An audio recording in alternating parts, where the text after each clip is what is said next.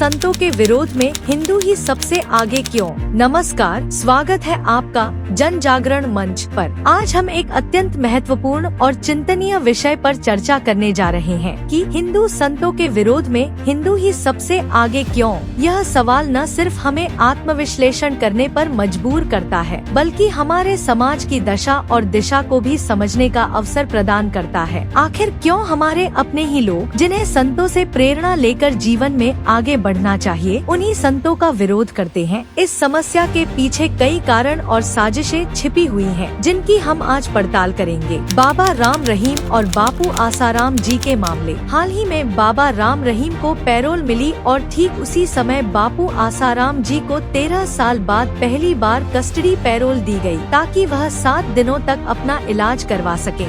इस राहत पर सबसे अधिक आपत्ति उठाने वालों में हिंदू समाज के ही कुछ लोग सबसे आगे दिखाई दिए। उदाहरण के तौर पर भोजपुरी गायिका नेहा सिंह राठौर ने इस पैरोल का कड़ा विरोध किया। यह सोचने का विषय है कि आखिर क्यों कुछ लोग, जिनका इन संतों से कोई प्रत्यक्ष लेना देना नहीं है, उनके विरोध में आवाज बुलंद करते हैं। संतों के योगदान को भूलना। बापू आसाराम जी का योगदान किसी से छिपा नहीं है। उन्होंने लाखों करोड़ों युवाओं को व्यसन से बचाया, हिंदुओं को धर्मांतरण से रोका और समाज में आध्यात्मिकता और नैतिकता की अलख जगाई। ऐसे महान कार्यों के बावजूद जब इन संतों के ऊपर झूठे आरोप लगते हैं, तो सबसे पहले हिंदू ही उनके खिलाफ खड़े हो जाते हैं। यह एक बड़ी विडंबना है कि जिनके लिए संतों ने अपना जीवन समर्पित किया, वे ही आज उनकी निंदा कर रहे हैं। मीडिया का नकारात्मक प्रचार। इस स्थिति के पीछे सबसे बड़ा हाथ मीडिया का है। मीडिया ने समय समय पर हिंदू संतों के खिलाफ नकारात्मक प्रचार किया है, जिससे आम जनता को असली सच्चाई जानने का मौका नहीं मिल पाता। मीडिया अपने एजेंडे के तहत संतों को बदनाम करने का काम करता है, ताकि समाज का ध्यान उनकी शिक्षा और योगदान से हटाकर केवल आरोपों पर केंद्रित हो जाए। बाहरी साजिशें और हिंदू समाज की दुर्बलता। यह सिर्फ मीडिया तक सीमित नहीं है। यह एक सुनियोजित साजिश है, जिसका उद्देश्य हिंदू समाज की जड़ों को कमजोर करना है। हमारे संत समाज के आधार स्तंभ हैं, और जब उन्हें बदनाम किया जाता है, तो इसका असर पूरे समाज पर पड़ता है। विदेशी शक्तियों का लंबे समय से यह प्रयास रहा है कि हिंदू समाज की एकता को तोड़ा जाए, और इसके लिए संतों को निशाना बनाया जाता है। दुर्भाग्यवश कुछ हिंदू अनजाने में या स्वार्थवश इस साजिश का हिस्सा बन जाते हैं। आत्मावमानना और पश्चिमी विचारधारा का प्रभाव। एक और बड़ा कारण है आत्मावमानना। कुछ लोग अपनी संस्कृति और परंपराओं से कट चुके हैं और पश्चिमी विचारधारा की ओर आकर्षित हो गए हैं। इस प्रक्रिया में वे अपनी ही धार्मिक और सांस्कृतिक जड़ों को नीचा समझने लगते हैं। यही वजह है कि वे संतों के खिलाफ बिना सोचे समझे विरोध करने लगते हैं, जबकि वे यह नहीं समझ पाते कि यह एक व्यापक साजिश का हिस्सा है। कौन है इसके पीछे? अब सवाल यह उठता है कि इस साजिश के पीछे कौन लोग हैं? दरअसल यह सिर्फ एक व्यक्ति या समूह का काम नहीं है। इसके पीछे कई शक्तियाँ काम कर रही हैं, जो हिंदू समाज की एकता को तोड़ने और उसे कमजोर करने का प्रयास कर रही हैं। इनमें विदेशी शक्तियाँ, मीडिया के कुछ हिस्से और यहाँ तक कि हमारे अपने समाज के कुछ लोग भी शामिल हैं। इनका मुख्य उद्देश्य यही है कि हिंदू समाज अपने मार्गदर्शकों पर से विश्वास खो दे और उसकी जड़ों को कमजोर किया जा सके। संतों के प्रति विश्वास बहाल करना। हमें इस स्थिति से बाहर निकलने के लिए खुद को जागरूक करना होगा। सबसे पहले हमें मीडिया द्वारा फैलाई जा रही झूठी और भ्रामक खबरों से बचना होगा। हमें संतों के असली योगदान और उनकी शिक्षाओं को समझना होगा। यह भी आवश्यक है कि हम अपनी संस्कृति और धर्म के प्रति गर्व महसूस करें और उसे सहेजने का प्रयास करें। इसके साथ ही हमें हिंदू समाज के भीतर एकता और भाईचारे को बढ़ावा देना होगा। जब तक हम आपस में विभाजित रहेंगे, तब तक कोई भी बाहरी या आंतरिक शक्ति हमें कमजोर करती रहेगी। हमें यह समझना होगा कि हमारे संत केवल आध्यात्मिक गुरु ही नहीं, बल्कि समाज के नैतिक स्तंभ भी हैं। उनके प्रति हमारा आदर और विश्वास हमारे समाज की सशक्तिकरण की कुंजी है। हिंदू समाज के भीतर संतों के प्रति दुर्भावना और विरोध के पीछे कई कारण हैं। यह हमारी आत्मावमानना, मीडिया द्वारा फैलाए गए भ्रम और विदेशी शक्तियों की साजिश का परिणाम है। लेकिन हमें इसे रोकने के लिए एकजुट होना होगा और संतों के प्रति अपने विश्वास को फिर से बहाल करना होगा। आइए हम सभी इस साजिश को समझें और अपने संतों का सम्मान करते हुए उनके दिखाए मार्ग पर चलें। यही हमारी सांस्कृतिक धरोहर को बचाने का एकमात्र रास्ता है। यदि आपको यह वीडियो पसंद आया हो तो इसे लाइक करें, शेयर करें और हमारे चैनल जन जागरण मंच को सब्सक्राइब करना न भूलें। धन्यवाद।